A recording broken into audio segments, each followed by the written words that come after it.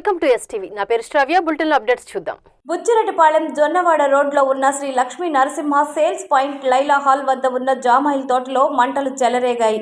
మంటలు వ్యాపించి పక్కన ఉన్న పాత ఇనుప సామాన్ల అంగడిలోకి, జామాయిల్ తోటలోకి వ్యాపించడంతో దట్టమైన పొగ అలుముకుంది. గమనించిన వాహనదారులు, స్థానికులు అగ్నిమాపక సిబ్బందికి సమాచారం అందించారు. అగ్నిమాపక సిబ్బంది మంటలు అదుపు చేశారు. అయితే కొంతమంది ఆకతాయిలు బహిరంగ ప్రదేశాల్లో నిప్పు అంటించి ఉంటారని స్థానికులు అనుమానిస్తున్నారు.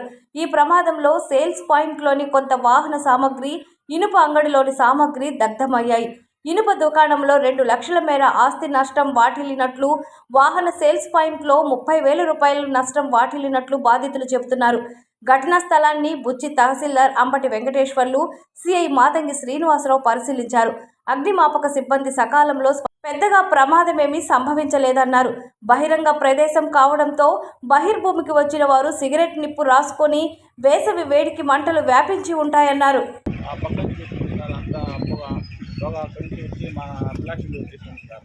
అంతా ఫ్లాష్ అయిపోయింది సార్. 2 లక్షల దాకా ఫ్లాష్ అయిపోయాం సార్. మేము ఏం చేయాలి సార్, ఎట్లా చేయాలి సార్? అంతా తీసుకుని వచ్చి ఏదో పరిస్థితి తీసి పట్టుకున్నాం సార్. ఆ పక్కన ఏం తీసుకురాం ఎలా జరిగింది అంటే ఆ పక్క నుంచి వచ్చింది.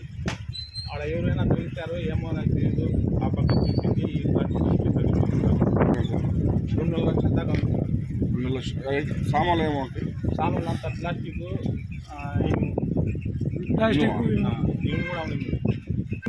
మా తెలిసి వాళ్ళు ఫోన్ చేసేస్తే వచ్చేసారు సార్. ఆ పక్క నుంచి ఆడ బాగా తాగిపోతూ వాళ్ళు వస్తారు. ఆ పక్క ఆ సైడ్ కూడా కాలువ పక్కన కూడా వస్తారు సార్. వాళ్ళు ఏమైనా మాకు తెలియదు ఎవరు ఏం చేశారు అది కూడా చూడండి సార్. ఎక్కువ తాగిపోతులు వస్తున్నారు ఆ పక్కన సైడ్లో. దానికోసం ఏదైనా జరిగింది మాకేం తెలియదు, ఎవరు చేశారు ఏం చేశారు గౌరవిస్తారు.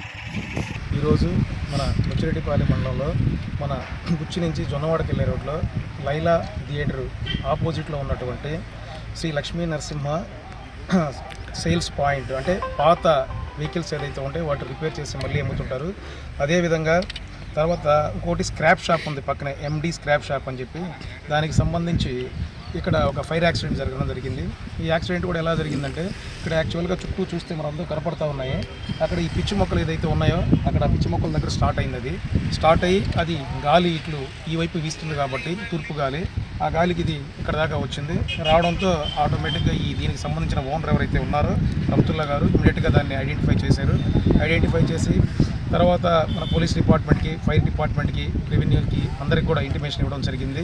అదేవిధంగా మీడియా మిత్రులు కూడా త్వరగా దీన్ని స్ప్రెడ్ చేయడం వల్ల మేమందరూ కూడా సకాలంలో ఇక్కడికి చేరుకొని, ప్రస్తుతం అయితే ఇక్కడ ఎలాంటి మీరందరూ చూస్తున్నారు ఇక్కడ సిచ్యువేషన్ అయితే టోటల్లీ కంట్రోల్గా ఉంది. అదేవిధంగా ఆ పక్కన చూస్తే ఇంకొకటి కడివేటి ఇది శ్రీనివాసులు రెడ్డి అనే ఒక యూకలిప్టిస్, అది ఒక జామాయిలు తోట అది అనమాట. ఆ తోటలో కూడా సేమ్ ఇట్లానే ఒక ఎండుగడ్డి ఉంది. ఆ ఎండుగడ్డి దగ్గర కూడా అంటే ఈ ఫైర్కి ఆ ఫైర్కి ఎలాంటి సంబంధం లేదు, కానీ అది వేరే లొకేషను. అది కూడా ఇప్పుడు టోటల్ కంట్రోల్లో ఉంది. ఫైర్ డిపార్ట్మెంట్ వారు, అదే సిఐ గారు, ఎస్ఐ గారు అందరూ వచ్చారు. ప్రస్తుతం అయితే సిచ్యువేషన్ మొత్తం హ్యాండిల్గా ఉంది.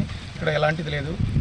ఎండాకాలం కదా, ఇదంతా అబండెడ్ ఏరియా, చెట్లు ఉన్నాయి కాబట్టి అది ఏదన్నా ఉన్నటువంటి క్యాబ్లకు సంబంధించి ఉప్పు లాంటిది దూరంలో ఏమన్నా వస్తే దాన్ని అట్టుకుంటూ వచ్చినట్టు ఇక్కడ ఎటువంటి అనుమానం ఏం లేదు.